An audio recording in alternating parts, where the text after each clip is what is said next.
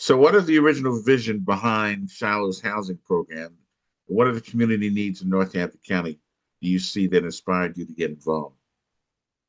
Yeah, well, first and foremost, brother, I'm grateful for the conversation. And I think that my father, who was a former pastor in Greater Shiloh, had a very pressing concern in the Eastern community for seniors in the community. So went and applied for a HUD 202 back in 1990, believe it or not. Was approved in 1993 and built 58 units of senior housing and in the city of Easton, $4.2 million given by HUD. And from that, I think he was just inspired to really solve problems. 1998, they hired me on as the director of our 501c3, Shiloh Community Services. And then we connected with an organization that specialized in bringing housing and housing initiatives to marginalized communities. In 1995, I guess it was about 25 percent of African Americans in the city of Easton were homeowners, and I'm sorry, 45% were homeowners, and it's still 45% today. So we realized that it's important and imperative to really deal with home ownership. So we connected with the Congress of National Black Churches under actually President Bush's initiative, and we became a certified housing counseling agency, partnered with the city of Easton to start rehabbing homes and reselling them to first-time homeowners. And that, really launched us into community initiatives. About 2005, my father passed away, and I was, had to put more focus on the church. But then about 10, 15 years ago, we started re-engaging in the housing community. And in that housing community, we've, rehabbed a number of homes, resold to first-time homeowners.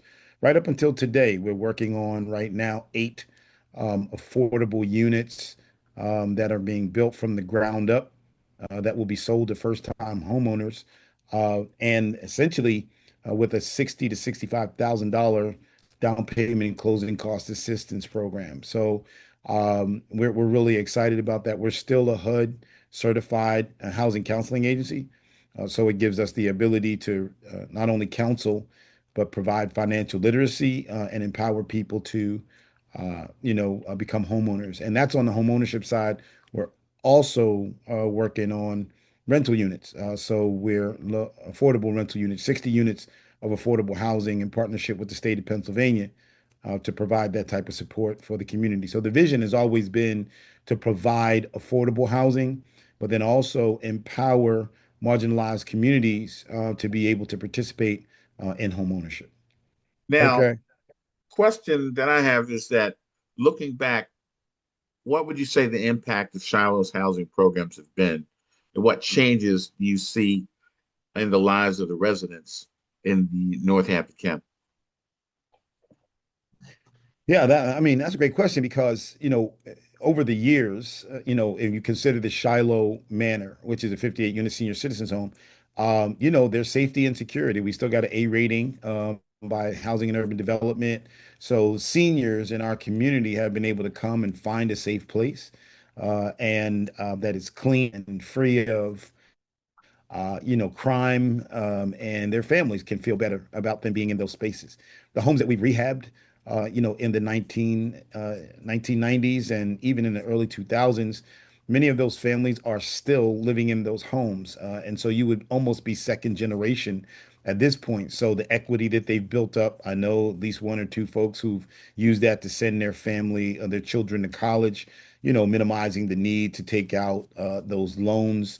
The homes in our community that sit right behind the church that were built from the ground up currently, Shiloh Estates, consider that all of them, all 10 of them are still owned by homeowners. So they're not rented out. And what that does, of course, is it stabilizes communities. And so the people that have gone through our home buying counseling agency, many of them have received financial literacy. Many of them have purchased homes. And so I think that the impact has been great. Of course, there's so much more to do because you've got now these high-end units being built, and many a times gentrification happens within our communities. And the ones who suffer from gentrification are usually in the Black and brown community. So, we feel like the impact has been positive, but there's so much more to do.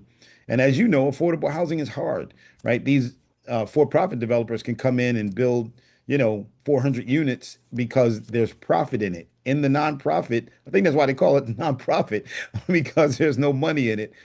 Banks are leery, and you need state and federal funding to actually make these things happen, and sometimes partnerships. For instance, our Shiloh Estates, the city gave $200,000. PHFA gave $200,000. The city then put in the infrastructure for about 150,000. And so we've got all of these partners just to build 8 units and make them affordable for folks. So I think the impact is great. I'm sure we could do more, but we're always excited about, the efforts that we're taking to, really leave a significant impact. Okay. Now, as housing affordability and homelessness, they continue to be a challenge across the region. What lessons from Shiloh's experience would you share with other faith-based organizations and community leaders who want to make a similar impact? Yeah, I think, considering that when you think in the African American community, I serve on the Lehigh Valley Regional Homeless Advisory Board, and there's a serious problem, particularly in the African American community, and particularly among seniors, that they are becoming more increasingly homeless, or we call them unhoused, uh, in Northampton County and in Lehigh County. What we were able to do is start an emergency homeless shelter. So, for other faith communities, here's what you can do: use the resources that you have available to you. Here's the reality. Many of them in the wintertime will have warm buildings, and there will be cold bodies, right, that are sleeping on the street, either close to them or in their neighborhood. Why not consider what we did was open up a volunteer homeless shelter where we were able to bring people in, feed them, house them in our building, in our facility. We've been doing this since 2015. And we take care of them and minister to them in the evening, and then in the daytime we transport them down to a day program, to a safe harbor homeless shelter. So we partnered with other organizations, but we took what we had, the church building. We converted the basement into a place where they can find safety, find warmth, food, and fellowship. And then what happened after we did it for a couple of years, the county came along and saw what we were doing, and then every year, for the last probably 7, 8 years, minus COVID, they wrote us a check for $30,000 to help fund this program. So when people see you doing what the Bible says to do, right, those good works get noticed many a times by municipalities, and they'll come alongside and support you. And we raised $11,000 the first year from our congregation. We just told them, gave them the vision, and they came alongside, and they, we raised $11,000 on a Sunday morning, and that's what initially funded our emergency homeless shelter. So, there's resources there, but you got to tap in, you got to ask the question, you got to have a vision for the community and serving the community, and do what Jesus said in Matthew 25. I was hungry and you didn't feed me. I was out of doors and you didn't provide me a place. I was in the hospital and you didn't, or in prison, you didn't come see about me, right? These are the things that are part and parcel of the foundational responsibility, I believe, of the church, to not just be so inwardly focused, but to look into community and see how we can serve. Okay. Final question. Shiloh's program has become, an important resource, obviously in Northampton County.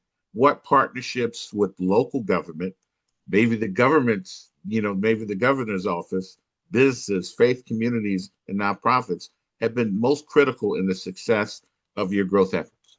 Yeah, well, I got to give a big shout out to the Shapiro administration and Lieutenant Governor Austin Davis. He's been here a number of times in the Lehigh Valley and in the city of Easton. The Shapiro administration, as I said, the PHFA has funded us to do emergency rental support under one of our programs, under our housing program. As I said, they've given us $200,000 to do land acquisition for Shiloh Estates.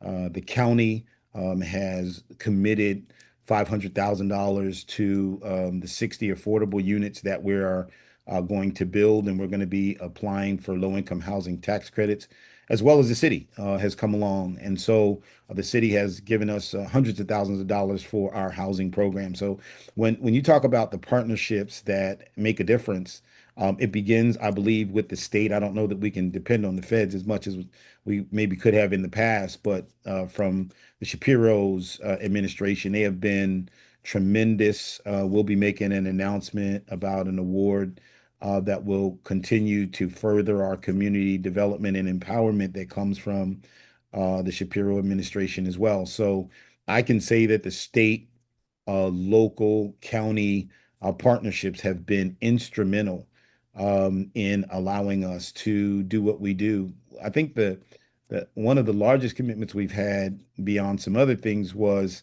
when people were getting locked up, going to prison with intellectual disabilities in Northampton County Prison, they were getting locked up, and there was a grant application that we applied for. We were able to partner with the county of Northampton. They gave us a $1.6 million grant to rehab an old building that we owned. And now it's a residential facility for people with intellectual disabilities to come in, receive the necessary psychological services that they need. They can stay there for up to 2 years. And then they're either adjudicated or, move back into community. But it's those type of partnerships that make a difference, and that can have a direct impact on people's lives. Okay. So Davis, Pastor Davis, thank you so much for this time.